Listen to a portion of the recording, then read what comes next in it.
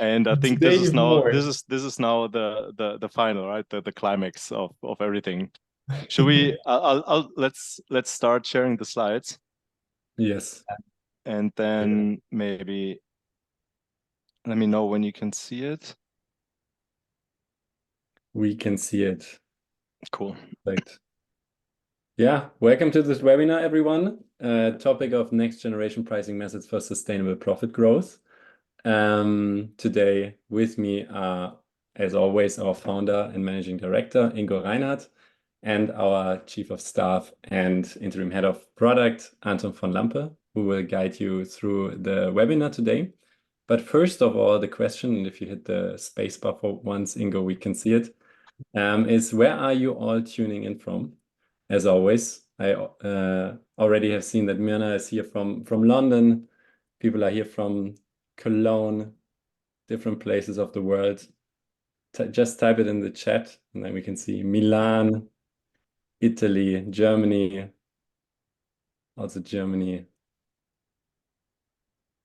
Nice. Bolivia, actually. Super cool. South America. Pretty early there, right? Amsterdam, Roma, Paris, England, Australia even. Crazy. Yeah. Relate. Welcome, everyone. Crowd from worldwide, basically. Yeah, I let you guys start the webinar and I go moderate the chat. As always, if you have any questions, just type them in the chat or in the Q&A section, and Anton or I will post them to Ingo in the end or at the time when it's right. Okay. Great. Yeah, thanks for the intro, Jonathan. Welcome, everyone. Very excited to see you guys from all over the world joining. I think Jonathan already covered this today alongside Ingo, our founder and MD of Buynomics. I'm joining the webinar today. I'll share a bit of our product, interim leading the product team lately, and been here at Buynomics the last years helping our clients in the successful RGM operations. Before we start into today's topic, maybe a couple words on who we are for those who don't know us yet. We're Buynomics, a SaaS provider for RGM, and we help you with our platform to ultimately take better and more profitable RGM decisions. The way we do that is via a truly holistic approach. So we'll come to that a bit later on how we solve pricing, but also how we solve not just pricing, but all other RGM levers, PPA, promotions, and so on, by one single source of truth. Reach out if you're more interested in speaking directly. I'm happy to hear more about your challenges as well, and to see how we can help you and join you on your RGM path. Just to repeat what Jonathan already said, if there's any questions during this webinar, please feel free to post them. We'll save some time at the end to go through those. And with that, I would say let's jump into today's topic.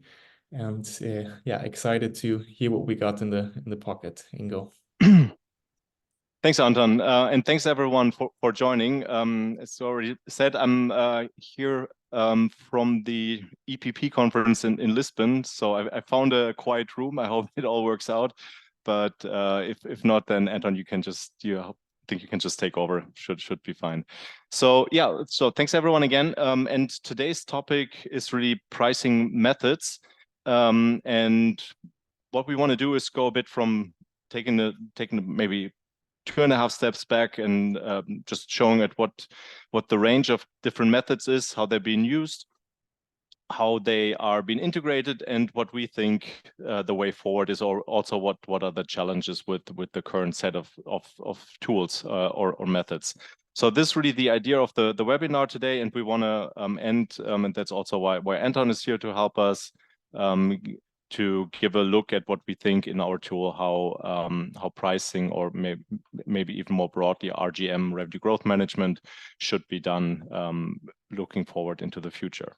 So let's get started in the topic, and maybe with a bit of an unexpected picture here. So maybe some of you will know it, maybe for some of you it's new, the metaphor of the blind man and the elephant. And the idea is that you have a number of people, they're all blind, so they all can't see the elephant, but they can touch the elephant. And because they're touching at different spaces or different places of the elephant, each and every one has a different view of what the nature of the elephant is. So if you happen to be one here at the front, will think the elephant is a spear. If you're this guy here down here, you will think it's a snake because it feels like a snake. Or if you're here close to one of the feet, you think an elephant is in a tree. And the idea really is, if you're only seeing part of the picture, it's really difficult to understand what the whole picture is. And of course, here, one of the resolutions is that they speak with each other and integrate their views to get the complete, and then together be able to get an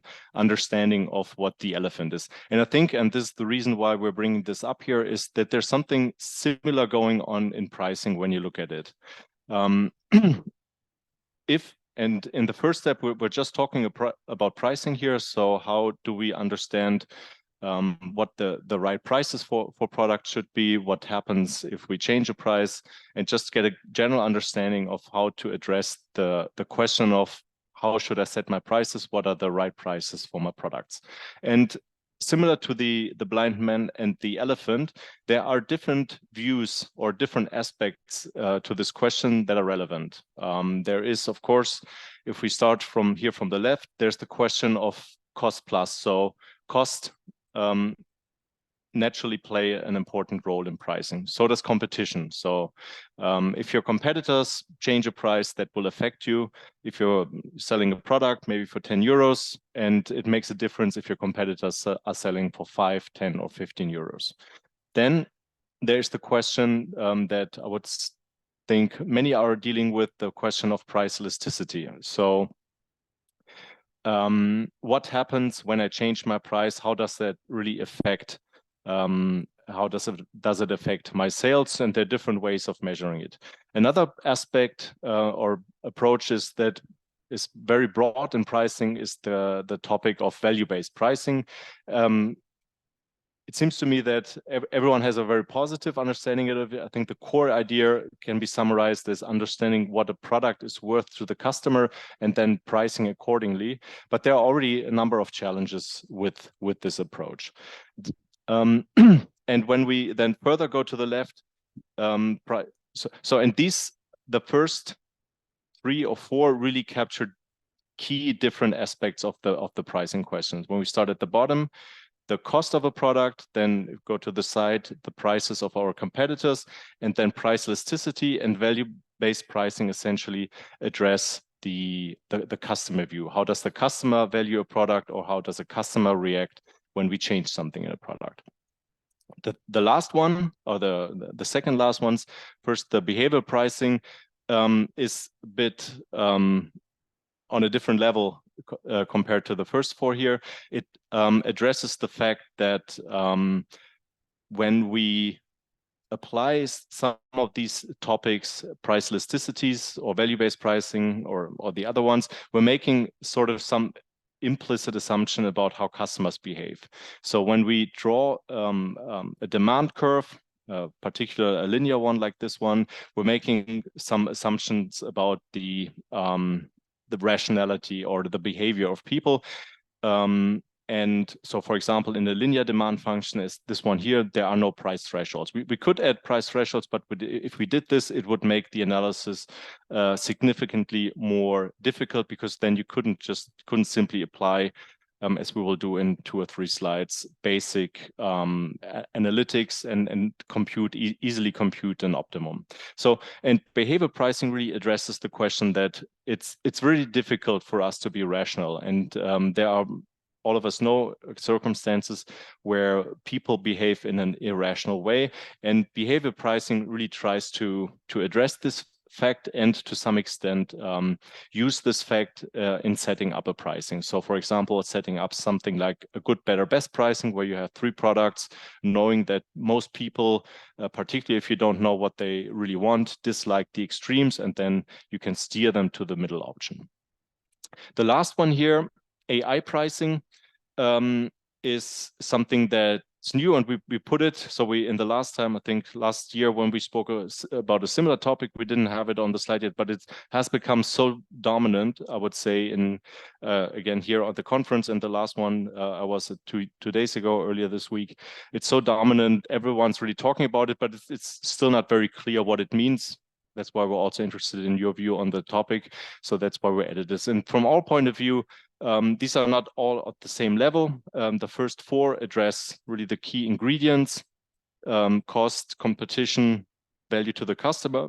Behavioral addresses the fact that there are some flaws in the underlying assumptions that go into these 4 fields that are being addressed. And AI is something that's still a bit unclear.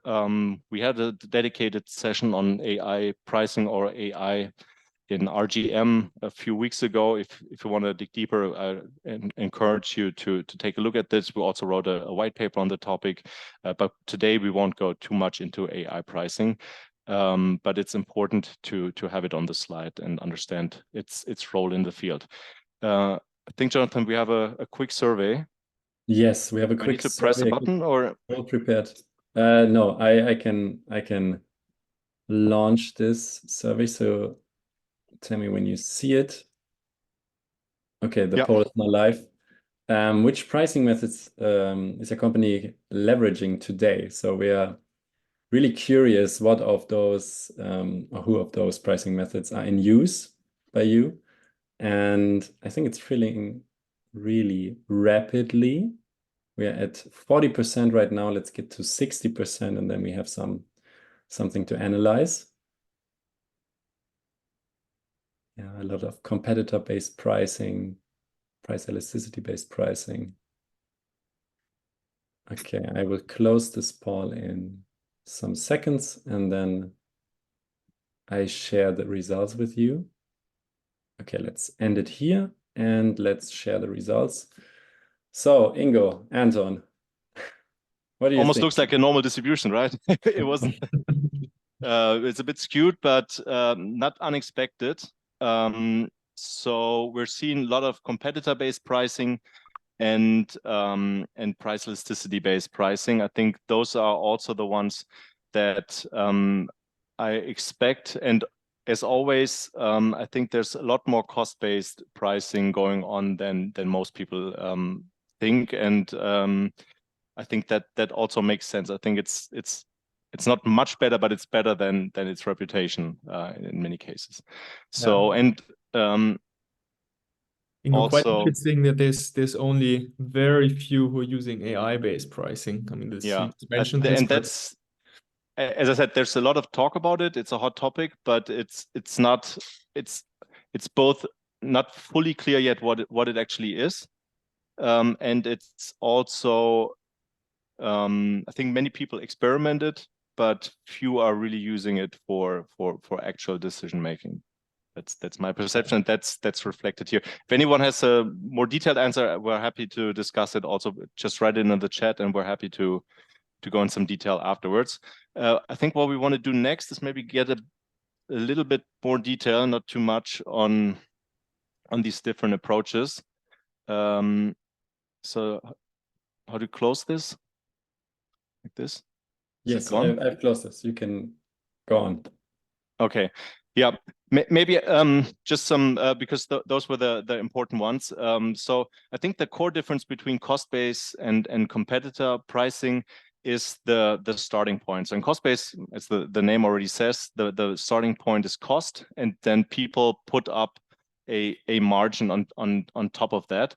And it's actually, I would say most consultants will probably tell you don't do it. It's too simplistic. You're not considering your competition. You're not considering customers' willingness to pay. But in many industries, particularly in old established industries, and we have here restaurants, for example, as an example, there are well-established markups that have worked over long periods of time. And before you're really understanding or have a solid alternative, I think it's still a good starting point to work with an established markup, and it has some advantages, right? So if you have cost increases, these are automatically passed on. Another advantage is if you do that and you increase your price because your costs increase, that's typically much easier or much more likely to be accepted by your customers than other types of price increases. So it's not that bad, and it's often perceived as fair. So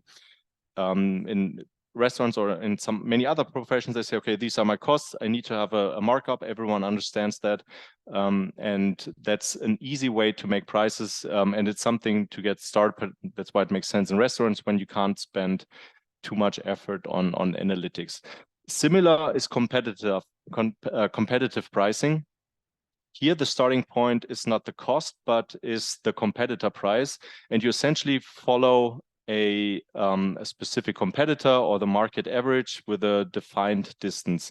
Also, I would say this is a very solid approach, particularly for smaller companies. So if you have a large competitor in your field and you're much smaller and you just follow that competitor, it has immediately the advantage that you sort of benefit from that competitor's analytics as well. If the other competitor finds out that 7% is the best price increase, you also do 7%. You're probably not too far away. It makes sense for people with limited resources in the field. And the other aspect, it also makes an industry or a category much easier to understand also for the leader. If a leader understands, if I increase prices 7% and everyone else is likely to follow, that makes the decision-making process for that leader much easier. And if you look at the data without going into specific examples, there are many cases across different industries where you actually see that you have someone make a price change as a price leader and a lot of other other competitors following immediately in a predefined price distance. Here, the challenge, of course, among other things, is finding the right price distance. Can you be 10% more expensive? Do you have to be 5% less expensive and so on? So this is one of the challenges here, but it's also, I think, a decent approach for teams with very limited resources who cannot afford their own research. I would say, and I think we had a close, if I remember, a close battle between competitor pricing and elasticity pricing. I think those are the most common ones that I see, particularly with larger companies, as here at the conference, for example, is elasticities play a much more important role. And I think just to as a reminder for some, but maybe new to some others, the idea of a price elasticity is really to understand how does demand react to a price change. So for example, if I increase my price by 1% and my sales volume drops by 2%, then the price elasticity is -2. So that means it puts into relationship the change in price with the change in volume. And one of the neat or the deeper insights here is when you know the price elasticity of your product across a range of different prices, you immediately know what, for example, the profit optimal price is. And this is determined by a very simple and elegant formula. And I encourage you, if you have time on the weekend, for example, to go through the math to come to this result. Is that in the profit optimal, you have the profit optimal price when margin times price elasticity is -1. So for example, you have, as in the example here, a product and it costs you 100 euros to make. The price elasticity is -2 everywhere here. This is the characteristic of this exponential demand function here. Price elasticity is the same everywhere. So it's -2 in this example. Then 200 is the profit optimal price. And that's something that's very easy to compute if you have a good understanding of the price elasticity. And this is also the case, of course, if, for example, in linear demand function, if elasticity is different in each place, this is a very simple way to compute. With one caveat, it's only true if you have just one product. If you have a portfolio of 2 or 3 products, the logic here already changes. And typically, if you have a portfolio, your price should be a bit higher than the one computed by this formula. Also, if you want to know what the revenue optimum is, in this case, it's where the price elasticity is -1. So also easy to compute. So, and typically, if you follow, for example, a profitable growth strategy, your optimum is somewhere between these 2 price points. And one thing, maybe I'll be a bit faster here, is this also helps you very easily to understand what happens or what you should do if there's a cost increase. If you are previously in the optimum, you have the profit optimal price as in the previous example. Costs are 100, and your elasticity is -2, and your profit optimal price then is 200. And if you have an increase in your costs by 10%, so from 100 to 110, you can easily compute the new profit optimal price. And here's already another important caveat of price elasticities. It doesn't just, and this is important, depend on the price elasticity number -2, but it also depends on the type of elasticity function, what your proper reaction should be to a cost increase. So for example, if your demand function is linear, you pass on half of the absolute price increase. So you go from 200 to 205. If you have an exponential demand function with constant price elasticity, as in the previous example, you pass on the percentage increase. So you would go from 200 to 220. And this is just already to highlight that it's important to understand what your demand function looks like if you're working with price elasticities. So because the range 205 to 220 is already large compared to the 10 euro cost increase. Finally, what's important for pricing, what's summarized under the name behavioral pricing is, I would say, a range of different observations of where people behave irrationally. So for example, everyone, I think, knows the famous wine bottle example. You have a store, and this is validated in a number of experiments. You're selling 2 bottles for 10 euros and 30 euros. And let's say most people in this case typically buy, particularly if they don't know, if they can't judge the quality of the wine, buy the cheaper one. They, let's say 60% buy the 10 euro wine and 40% the 30 euro buy of those who buy something. And if you then introduce a third bottle at 50 euros, it will pull some of the demand from the 10 euros to the 30 euros. And that is not rational, right? You shouldn't be influenced by a third option. But people are actually being influenced. And these are some, I would say, individual observations, this preference for the middle option being an important one. And I think the most frequently one I come across that's been relevant are, for example, price thresholds where the perceived price of a product between, for example, 9.99 and 10 euros is very different. Also, it's just a cent different. And one of the critiques of this behavioral pricing can always be there's not an underlying proper theory that explains all of these different phenomena, but it's more a selection of different observations and different tools that can be used by pricing professionals. And we put here the most relevant one, and I think on our website we also have further resources on what key behavioral pricing tools are.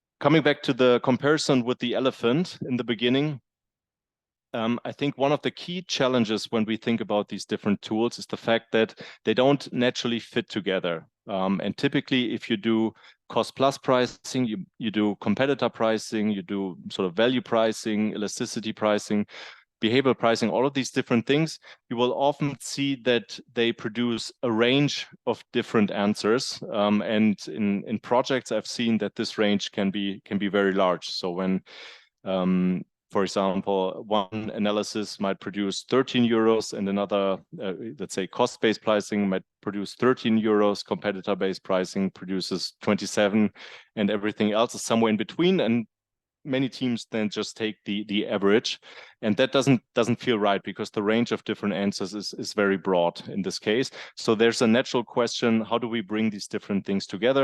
And I think traditionally, with limited resources, the thing that I've seen that works best is like a waterfall like this here, where you start with some point, typically a cost plus price, where you say, okay, this is like the base price. We need to have a base margin to be sure that we're not losing money on these products, and then build up, for example, differentiate prices if you have different products within a portfolio using value drivers like size or other product features. comparing the results to competition, checking with the price elasticity that everything is in place, and then in the end, sort of making sure that you don't end up at 12.37, but at 11.99 or 12.99, whatever the price, the better price threshold is. All right, this is the way, but it also, I would say, it's very heuristic in nature, and it becomes even more difficult if you go beyond the pure pricing question into the broader revenue growth management question, where you want to price your whole portfolio. And here's just one example where you have people think, for example, about a price pack architecture. And one common thing is to price these products or put a structure into your portfolio is by looking at the price per gram. So if you're selling cereal, for example, or nuts or any other type of product, you have a range of different products. You have a price per kilo here, and everyone expects it to go down for larger sizes. And with this logic, you would, for example, think that the 750 is a bit too expensive in the current position, but the elasticity analysis suggests that you can further increase price. Remember that margin times elasticity is -1 in the optimum. So here with between 0 and -1, we can still increase the price. So we get different indications from these different heuristics or methods. And that's, of course, a challenge. And I think coming back to the elephant in the room here is that these different tools don't naturally fit together well. And that's, I think, the core question. And the question is, when we move forward with a proper method, we need to have something where these different tools really fit to each other and are properly integrated. Anton, are you looking at the elephant? I love the elephant, I have to say. I think it's such a great example of how prominent it is. I think in most cases, it's not as clearly visible that there's this elephant in the room. But Yeah. I think the example we're trying to describe is probably somewhat familiar to all of our listeners today. Perfect. And yeah, so let's look at the solution. And I think the solution should not be only limited to pricing, but it should also take a broader look at the other features of revenue growth management. So that means pricing as one of 5 levers typically, together with price pack architecture, mix management. So how do I differentiate my offer across different channels? How do I differentiate or optimize trade spend, and also promotions? So pricing being one of them, and I would say not necessarily always the most important one, but the one where most thought has gone into the theory underneath it. That we can say for sure. That's also why we have much more differentiation in different approaches here than compared to the other views.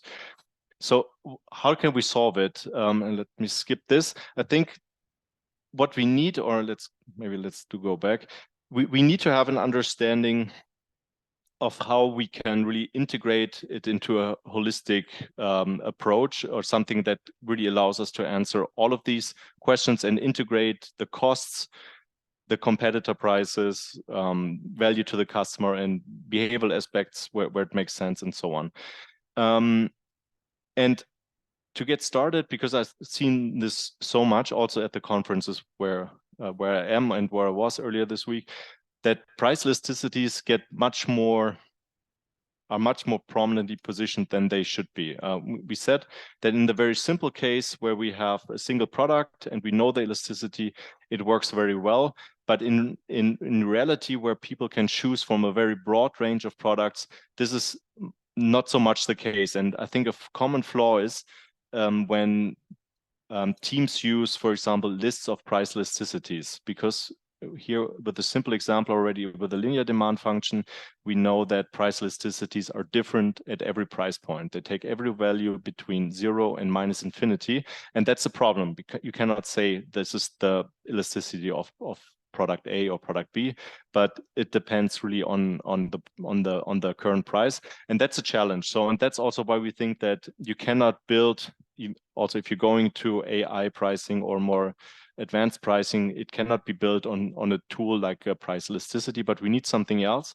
And our idea and what we are building our solution on is what we call the virtual shopper. And really, in a nutshell, the idea is to create a very large number of these virtual shoppers, typically 100,000 or 1,000,000, depending on the context, each one equipped with the necessary behaviors that are relevant for making pricing decisions. So they can be rational, they can be irrational to some degree, and be susceptible to price thresholds. They might prefer the middle option, all of these different things. And also very important, even maybe more important, they're equipped with utilities or preferences for different products. So they like different brands, they like different product sizes and so on. And based on that, they make decisions, and it, in a very simplified way, before I hand over to Anton, it looks like this. You have these different shoppers, these virtual shoppers, here 3, and in reality, 100,000 more behind them. And each one makes a decision given the specific offer. Here we have 3 products, 1, 2, 3, with different features, different prices. And the color of these people indicates what they would buy. And if you then, for example, change a price, some of them will change or will drop out if you increase the price. And that produces your demand functions. And if you have the demand functions, you can compute revenue, profit for products, for the whole portfolio. You can compute elasticities that are specific to specific price changes and so on. So you have the full variability. On this slide, we can't show interactions, so product 1 will not affect product 2 on the slide, but in a tool, of course, where everything's computed specific for a situation, you can see the dynamics, and that's where I will hand over to you, Anton. Yeah, great. Thank you very much, Ingo. Very insightful. And I quickly want to take a second. Quite interesting matching the comments. So I've seen here in the chat people mentioning that all of those aspects need to play together, of course, that you need to consider cross elasticities, that you of course need to take a look at costs, especially in an inflationary environment. And maybe to pick this last one up, that's I think a good transition to showcase a quick demo how we would help you solve those cases. So Ingo, if you let me share this screen, do you need I stop, or what do I do? That would be great. Thank you. So what we have prepared is a simple case to showcase a bit the challenges that Ingo just outlined for you, how to deal with those. And what we're looking at here is our Buynomics application running in the cloud. Very simple example. We're looking at a portfolio of iced tea here, and we're facing the situation that our company is looking at increased raw material costs. So inflationary environment hits. We have on all of our products here a cost increase of about 5%. This is impacting our profits and subsequently our margins. And I think this situation is probably fairly familiar to all of you. How to deal with that? Do you just go on passing the price increase alongside? How do you look at your competition? How do you factor your customer willingness to pay in? And just a couple of steps that we would recommend that we walk our clients through is don't just look at your own costs. Look at what will consumers pay at the end. And with that, also as Ingo mentioned, our method bases on the willingness to pay, the final consumer decisions of your final customers. So if you're acting well on the market, your consumers will buy your product, and that's kind of where your decisions ultimately on pricing are validated. So what you want to do, and that's what we're just changing here. So we're looking at the full market. You don't just want to look at your own products. You want to look at in the competition, as one of you guys mentioned in the chat. Quite important factor to look at that, and you want to look at your final prices, your consumer prices. And in that setup, nothing has changed yet here. So no price changes, no unit changes. And now you can do all of those changes. So you can do price changes. That's the focus today. So I'm going to walk you through that. But to quickly mention, you can, of course, also do some changes on your PPA structure, on your promotions, on your weighted distributions, and so on. So in this case, let's say we're looking at a couple of regions. We have a couple of retailers. For simplicity, let's just start with all of those in a flat structure. But of course, you want to differentiate that maybe across those different ones. And let's say Q1 is over. I know we're already in the middle of Q2, but we have the option to start putting something in at the beginning of Q2. And what we've seen now a lot, if you're just relying to one of those methods that Ingo just presented, you would either just look at your competition, you might just pass on your price increases, you might apply some elasticities. I'll come to that in a second. But with Buynomics, you can differentiate that a lot, and you can do that based on your products. You can do that based on the competitive situation, and you can, as we've seen before, do that based on the buying situation across retailers. To start with, we'll just do a simple example. So we're acting like we're putting the 5% cost increase. We'll just add that on, and we're doing that also for the competition because we assume they have the same price increases in their raw material cost facing. And what is happening now here when we run that simulation is all of those virtual shoppers that Ingo just presented on the slides, all of those are taking their buying decisions. And what that means is for every shelf that you're offering your products, well, basically there's another virtual shelf that is being tested here in the virtual space. And instead of implementing it costly, you can ask those virtual shoppers how they would change their buying situation. So some might change with those products facing new prices, some might change to competitor products, some might drop out of the market. And all of that is happening here in the background, not just applying a one-on-one value-based pricing for maybe a subset of your shoppers, but really looking at your entire population of potential shoppers you have out there, everyone you're selling to. And as you can see here, we've increased those prices. We see this impacts on units, and subsequently your revenue is changing. And when we're now looking back at how does that impact maybe our profits, because that's where we started from. We wanted to recuperate those price increases. We want to look back at our own portfolio. We might see that with just the flat prices, we're not quite getting there. So what you want to do is be a bit more sophisticated around this pricing decision, and that is exactly what we allow you to do with. So I could run another scenario here. I could change my price differently. I could combine those levers. I could play and balance those levers out. So maybe do some degramming alongside, maybe change my promotion schedule. I prepared a couple of those scenarios. So let's, instead of putting them costly in, maybe look at a case where we have a differentiated price increase and maybe one where we have also the combination of PPA changes and price increases. And when you do that in Buynomics, quite easy to compare those differences. And so we see with differentiated price increases, we're actually gaining back those lost profits. And what really becomes interesting is when you start putting changes in. So here again, we're changing our one product to the 1.15. We're degramming that, gaining a lot of sales on that, and that's where we actually can turn that initially challenging situation into a profitable and exploiting opportunity situation. Looking at the time, maybe one quick roundup on how you can work with that is, well, of course, you can run those simulations. You can test your hypotheses. We're keen to launch soon a decision guide where we'll help you a lot more to drive your decisions onto what you actually want to achieve. More to that later. But once you're at your decision, you can compare those. You can really have your deep dive into what is the impact we see here over time, starting Q2, we're changing our prices, what's the revenue impact, and really keep control, of what you're doing, but also make sure that all those side constraints that your sales team, maybe your finance team or your marketing team has put in place, that they're all considered.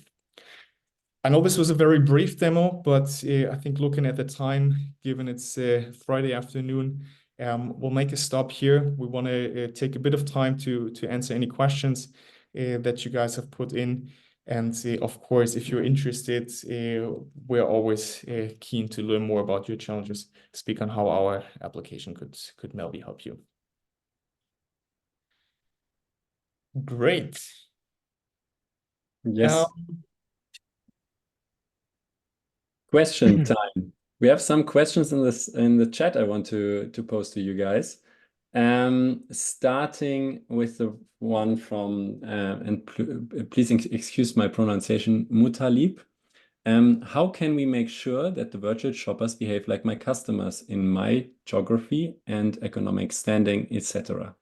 Yeah, the virtual shops are trained and fine-tuned on the available specific data for your context. So that's how we make sure, or it makes sure that it uses, or it reflects the context specific customers by training them on the context specific data. And here we can essentially use all the typical data that's been used in pricing, revenue management, from actual sales data to survey data, whatever's available. And you can also integrate them. So you can, for example, build a more robust model on existing products and features from actual sales data, and add, for example, a brand you're thinking about introducing where you have insights from a survey, but that brand hasn't been in the market yet. So you can really integrate all of these different data sources into one coherent model. Yes, thank you. Next question from Tom. How important do you think next generation pricing methods are going to be in the next 1 to 3 years, given the shift to disinflation across markets?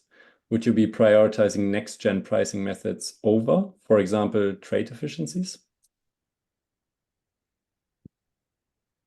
That feels to me like not like a yes or no answer. I mean, pricing or all of the revenue management levers are more important when there is more going on in an industry. I think most countries come from a time of increased inflation that is now looks like it's getting lower, but what we see is that some companies have maybe not increased in the right amount, right? So if lots is going on, there's a good chance that you're too expensive or too cheap, and that needs to be corrected. And for that, it makes sense to look at all the levers at your disposal.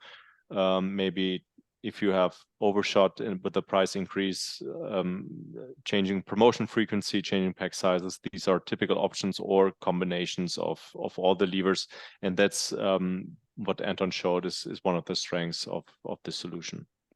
Yeah, maybe happy to add on that. I think, Tom, what you've seen also in the webinar, what you experience is there's a lot of different dynamics going on at the same time, and prioritize your trade efficiencies over your pricing or your PPA. That shouldn't be a decision where you say only, okay, I only do this or that. So ideally you have a technology in your hands where you can keep track of all of those and make sure when you look at your trade efficiencies, you keep your pricing alongside, same as with your pricing, that you're not just looking at one category maybe, or one lever only, but you take those other RGM levers inside. And of course, keep your costs inside, keep your customers' responsiveness on those inside. So I would underline here that this is probably the only way to keep up with the market in the next 1 to 3, but also beyond that, years. Yeah, maybe we answer the next questions maybe by email, or looking at the time. Another way, looking at the time, we should, I think, close. Yeah, let's go to the last slides, and because I want to share with you the next webinar, and we make sure to follow up with your questions, Tino and Natalia. So the next webinar will be happening on June 14th, Friday again, 3 p.m. Central European time. And we will dig deeper into this mindset shift in RGM, from independent tools for TPO, for example, and product conjoint studies, for example, and pricing excels, to more holistic solutions. I will paste the link for you into the chat right now, so you can register if you want for this session. It's always for free, and you will get the recording and the slides all afterwards delivered into your inbox if you cannot make it, for example. And yeah, on the next slide, we would say, if you like the webinar, tell your colleagues and your friends about it, spread some word of mouth. You can also follow us on LinkedIn. Happy to follow Ingo and Anton, for example. They always post great stuff about RGM and pricing. And some chats before I pasted the get started link. So if you want to contact us and we go into a one-on-one meeting and explore more functionalities of the tool. Thank you so much, Anton and Ingo. Thank you all for being here. Great session again, super engaged chat. Really, really love to interact with our community. Have a great Friday. And yeah, last word belongs to you guys. I don't have much more to say. Happy weekend. Anton, we're still a bit sad about our ersten FC Köln. We now have to play second division next year, but I think we came well around it to not mention that we're going down, but you got to be honest. But great having you on the webinar. Have a great weekend and speak soon. Feel free to reach out. Goodbye. Thank you so much. Bye-bye, guys.